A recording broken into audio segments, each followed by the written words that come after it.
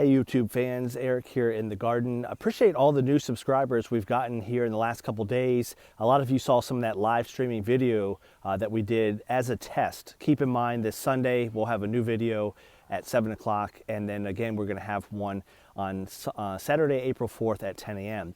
Today's video we're going to go over compost in the garden, tidying up a few things, and then I'm going to have a delivery of mulch tomorrow. So we'll talk more about that on a future video.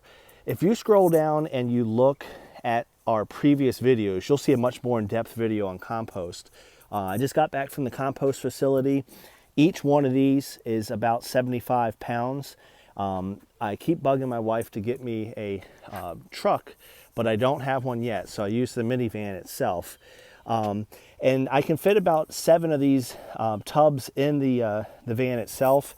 Each tub is about a wheelbarrow full, so quite a bit of compost. I don't know how well you can see this, but this is the receipt for the compost, and this number right there, net weight, 660 pounds, about a third of a ton.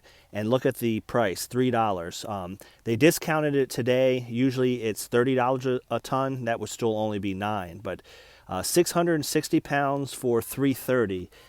You can't beat that at the big box stores. So this video is going to cover what do we do with the compost, why am I doing it right now, and then we'll talk a little bit about what's going to happen in the coming days. If you want to see a more in-depth video on where I got this compost, look below. But again, I transported wheelbarrow by wheelbarrow, and these are 2 tubs that are empty from the ones I've already put down.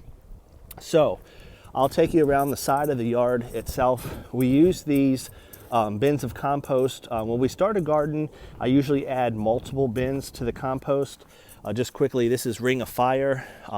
That's one of those new roses I potted up into 5-gallon containers. Reason why I have that on the side of the house, I like to quarantine any roses I get through mail order when they're not bare root and stripped of leaves. The reason for that, I don't want to transport any new disease or pest into the garden. So I kind of leave it there for at least a couple weeks, if not a month or more, so everything's good to go. Before we get to the compost, if you saw the video from the other day, talking about the rain gauge, it rained today and it rained heavy, but you can see just about 0.05 of an inch of rainfall. So again, I know that because we've got the rain gauge. Highly recommend having that. Not just if you're a rose gardener, but really any type of gardener. Knowing the amount of water that comes into your beds is really helpful. So there's the first application of compost.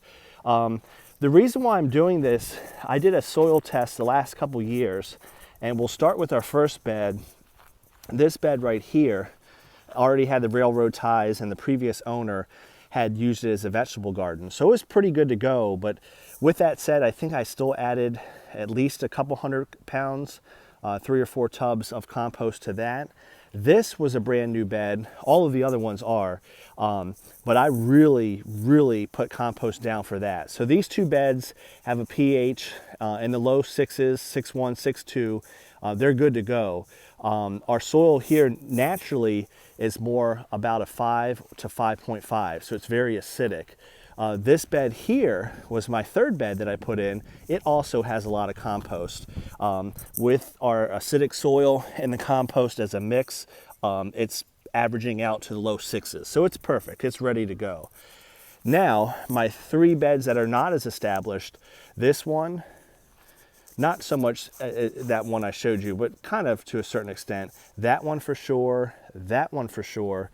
And my latest bed here, it only has 4 roses in it right now. You can just look at the texture. It has compost in it, but there's still a lot of sand in it. Not a bad thing, but my sandy soil, again, is super acidic. So the reason why I'm adding the compost now, compost does hold moisture. It adds, good things to the garden, but I had this tested when I did the garden itself, and that has a pH of 8. So it is also raising my pH into that low 6 range that I'm looking for. So the whole point of this video, you're going to want to do compost to your beds when you start out, whether you have clay or sandy soil. And then until you get them to the point that you want them to be, you're going to want to top dress throughout the year. Right now I got 7 bins, so the plan is 1 bin per 3 roses. So that covered one side of the garden. My next bin will cover that, so that's 2 bins. My 3rd and 4th bin will cover that one. My 5th and 6th bin will cover that one. Again, I'm doing one bin per row, so 1 bin per 3 roses, about 75 pounds for that side of the garden. And then the 7th bin, it's not quite as big, and I don't have a full garden here yet. There's 2 blank spots back there, so I'll add that in. The whole purpose, again, is to, for me, to raise the soil pH a little bit, but to add more organics. I have 100% sand here in eastern North Carolina, so I'm trying to get that sand loamy mix that everybody's shooting for. The reason why I'm hustling, it's going to rain here pretty soon, so that is a good time to get this down, let it kind of wash into the soil itself. And you're going to want to stay tuned for some future videos. I have some very exciting news, more for me than you. I'm going to finally, for the first time in my life, get a load of mulch delivered. It doesn't sound like much, but these 2 beds, I've done the go to the nursery, buy 30 bags, yes, 30 bags of mulch and put it out through the garden. I've used grass clippings. I've used free wood chips from the local municipality. This most recent year, you can sort of see it in the garden. A lot of it's broken down. I've used pine straw. So what I finally determined, I've ordered 7 cubic yards. That's 1 yard per bed, and I'll cover all the rose beds with cypress mulch. That should look beautiful. And these other beds where I just have some climbing roses or azaleas, I will still use pine straw because it's a little cheaper. So since I'm doing a mulch, I want to get that compost down before that. The other thing I'm going to probably try to sneak down tomorrow is some slow release nitrogen, 3600. I didn't do that yet this year. It's a slow release form. I'll put that down. You can still see some of the organics. This alfalfa pellets is really almost pulverized here over the last week or so. The growth on the roses is looking great, so we're in tip-top shape. But if you're going to do some mulch, get down any of that last fertilizer, any of that compost, because then you can put the mulch on top of all of that and it'll look good. Once I do that, in a couple more weeks, I'm going to put down my 2nd round of pre-emergence so that we don't have any weed issues.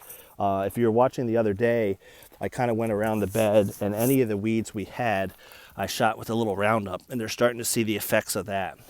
So they shouldn't last much longer. So that's it. Quick video on what we're doing today. I can feel the first raindrops, so I better hustle here. Again, 1 bin per 3 roses. I'll top dress this bed, the one in the back, or the 2 in the back, and then 1 back there. And those are my latest beds.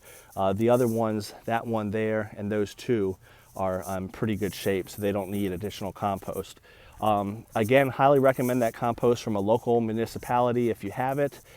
Scroll down below and look at my other videos. I do a real in-depth one on the compost itself, where I get it from and how I transport it. Have a great day, everybody, and we look forward to more subscribers. Appreciate everybody sharing what we're doing here.